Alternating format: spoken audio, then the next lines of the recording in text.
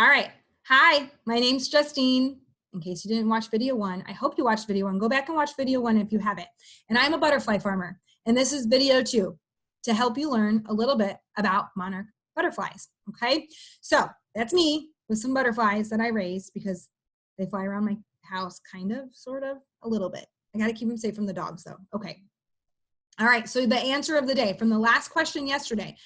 What do monarch caterpillars eat that makes them poisonous to their predators? And actually, because the monarch caterpillar eats it, the butterflies are also poisonous. And so they eat milkweed leaves. So I showed you some pictures of milkweed. This is actually two kinds of milkweed. This is swamp milkweed here with the pink flower. And this is a different kind of swamp milkweed with like an orange flower. I have a lot of common milkweed, which has huge leaves like that big. So what happens is mama lays that egg on the bottom of the leaf, and the caterpillar for 2 weeks will eat only milkweed leaves. They only eat milkweed. Sometimes for those of us who raise monarchs, if we are short on our milkweed supply and we can't get anybody to send us some in the mail, we can feed them butternut squash that is organic.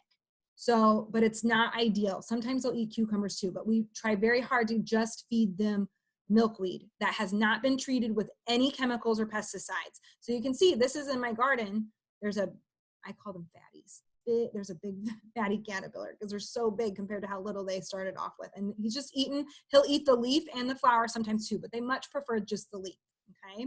So they eat milkweed, and milkweed plants are poisonous.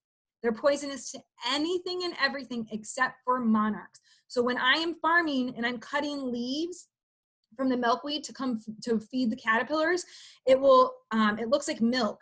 And it's poisonous. I have to be very careful. I cannot get milkweed sap or milk in my eyes or my nose. I'll have to go to the hospital. So I have to be very, very careful and wash my hands. But that also makes the caterpillar and the butterfly completely poisonous to whatever tries to eat it. Unfortunately, I've seen some animals try to eat milkweed or a caterpillar or a butterfly, and they throw up because it's poisonous to anything and everything except monarch butterflies and caterpillars, okay? All right, the other answer for your day is, what are the monarch's biggest predators? So number one predator of the monarch butterfly and caterpillar is us. It's human beings. Because we use a lot of, like you can see right below it, we use a lot of chemicals. So when we use things like Roundup and weed killer on our yards and our gardens and our plants, that kills milkweed, because milkweed is technically a weed and it will spread really fast. Not everybody likes that, so they use chemicals. But when a monarch caterpillar eats a leaf that has been treated with chemicals, it will die. It gets really sick and it dies. And so we are their biggest predator, along with the chemicals that we use, and then also because we clear the land. So we clear the land to build houses, or we clear fields to plant crops, and we cut down milkweed. And so what we really try to do, those of us who love monarchs and are trying to help them, is that we ask counties and states to use land like underneath power lines to plant milkweed and nectar flowers, or to leave it in the ditches so that the monarchs have somewhere to go and eat from. So we can still have the land for houses and farms, but we need to leave some for the monarchs. And then, as you can see, they also have some bugs. So the wasps and the tachinid flies. So you can see this wasp. This is a paper wasp, which is one that they love. It's horrible. And then tachinid flies. Now, what these two guys do to the monarchs, it's really crazy. And I could not find a video to show you, but I can send you a YouTube link if your parent wants you to watch the weirdest thing in the whole wide world. What happens is that wasps and tachinid flies lay their eggs on monarch caterpillars. And what happens is that the monarch caterpillar becomes a host to those eggs. And it kills the caterpillar, and then what comes out are little like larvae of wasps and tachinids. It's so gross and so sad and kind of cool. Whereas the stink bugs, honestly, I think the stink bugs are just kind of not nice. They sting the caterpillar and then they carry them away and they eat them, which is weird because they get sick from that, but they still do it. So I don't like stink bugs either. So those are the biggest monarch predators. So that's why if I leave an egg out in my garden, they don't have a very high chance of becoming a monarch butterfly because they have all of these predators. So as a monarch farmer, as a butterfly farmer, I'm just helping their population. All right, let's get into the caterpillar lesson. All right, so once that little larva, remember that larva, the tip of a crayon, hatches out of the egg, the crazy part is it turns around and eats the egg because that's its first meal. It's protein to grow. And even crazier than that, for the next 2 weeks, monarch caterpillars eat and eat and eat and eat and eat and eat. And they grow 2,000 times their size in just 2 weeks. If we ate that much as a baby, we would be the size of a school bus. Okay, so that's how much they eat and how fast they grow in just 2 weeks time. So here you can see, this is day one. Here, one day out of their egg, they turn around and eat their egg. And then they start eating the milkweed leaf on day 2, usually. And they've already got stripes on day 2. And then day 3, they're starting to fatten up a little bit. That's how fast they grow. That's just 3 days. And you can see all of these like black spots. That's poop. They poop a lot. Butterfly poop is actually called frass. We'll get to that. All right, here is another picture. It's just closer up. That's how fast they eat the milkweed leaf. They just eat and eat and eat and eat and eat and eat. So you can see right here at the bottom, there's one that's probably 1 day old compared to 3 days old. Okay, that's how fast they grow. All right, they eat and poop and they repeat. Eat, poop, repeat, repeat. And just like that book that you maybe read with your adults, The Hungry, Hungry Caterpillar, they eat non-stop, which means they poop a lot. And poop is called frass, F-R-A-S-S. Caterpillar poop, it doesn't really smell. It just smells like a plant, really. And it's called frass. And I have to clean it up multiple times a day when I take care of them. Here is a little video for you to see. What goes in must come out. Eating away at that leaf and, oh, there you go. Here's another one, just chowing away. And if you listen really closely, you can hear them.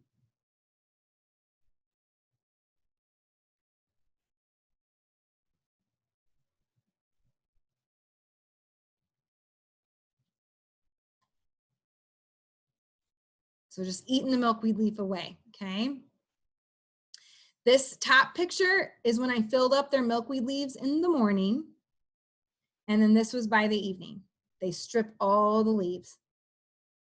So I got to refill it, sometimes twice a day, depending on how big they all are. Because the bigger the caterpillar, the more they eat. There's a caterpillar outside that I must have missed as an egg. So every day when I check for eggs, I also look for caterpillars. And you can see how big his poop is. Because everybody poops, okay? Caterpillars especially. Frass, we'll call it frass.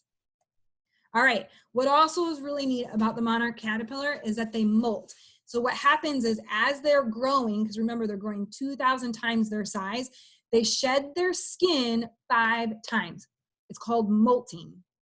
And actually they walk out of their old skin. And it's one of the coolest things ever. And it's very hard to catch on video, but I do have a couple pictures to show you. And they have to rest, and they're very fragile when they come out of their old skin. So once they kind of crawl out of their old skin, they got to rest, and they're very fragile at that time until they kind of like their new skin kind of gets like the good tough coating, okay? So here's a picture from my friend Holly. You can see right here that is the monarch head. Here's its old face cap. That black is the old face cap. And it's gonna, the face cap falls off 5 times too. So he'll rub his head on the leaf, or she, and that face cap will pop off, and then the new face will appear on the face. You can see the antenna of the caterpillar is droopy. Once they come out, they'll start to stand right back up about 12 hours later. They've got new feet that have come out of the old skin, and right behind them, their old skin is stuck to the leaf with the silk that they spun with their own mouth, because that's how they crawl on things. Silk comes out of their mouth, and then their claws grasp onto that silk. And that same thing happens for molting. So their skin will stay behind them, stuck on the leaf. Here you can see, this is my picture. That face cap is right down at the bottom, and her new face, him or her, new face is starting to darken up. And you can see her antenna are perked up, basically. So here's one, this top picture, those 4 caterpillars all molted at the same time. And you can see their old skin is stuck behind them, and then their face caps are just strewn on the leaf everywhere. And then I included this one in the bottom just because they sometimes shake their rump when they get out of their old skin. Now here's one of the weirdest parts too. Remember when they hatch out of that tiny egg from video 1 and they turn around and eat it? When they molt 5 times and they walk out of their old skin, they turn around and eat it. Here's what I think. Because you can't get rid of your past or where you've come from. It's always going to be part of you. It's our job, though, to make it one of our strengths, to make it work for us, which is what the monarch caterpillar does. It turns around, eats its own skin. And I don't want you to eat your own skin, though, okay? And it does so it's strong to grow, okay? All right, and here's just some close-up pictures of when they get really big, so big. Like they're bigger than my finger, which I don't have huge hands, but they're big. They're big guys. And then this is a close-up picture. I kind of want you to lean in and look at this big caterpillar on the right. And I want you to see if you can see where its eyes are, because monarch caterpillars actually have 6 eyes. 6, 3 on each side. And here they are. So you can see them. I got arrows to the 3 on each side. They're just little tiny dots. They're hard to get a picture of. And you can see she's got whiskers on his face too. All right, I just want to show you how fast they grow. So I worked really hard to take this video. That's a penny. And I took a picture every day of this caterpillar's growth. 2, 3, 4. Day 5, they really get their stripes.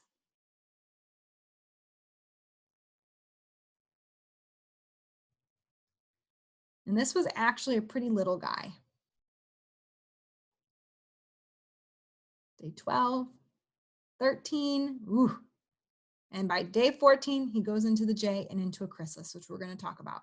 And day 30, it's a monarch. There's what they all go through, which we're going to talk more about what they go through in pupation on the next video. All right, so your question of the day. Do monarchs remember what they go through as caterpillars? So I'd love to hear your answers down below in the comments. Don't forget to have the adult that you're watching with put your name, your age, and where you're from, and what questions you have for me. And join me Friday on Facebook Live, and I'll read some of your questions out loud. And if you can type some in there too if you would like. So I'll see you next time. Thanks for watching.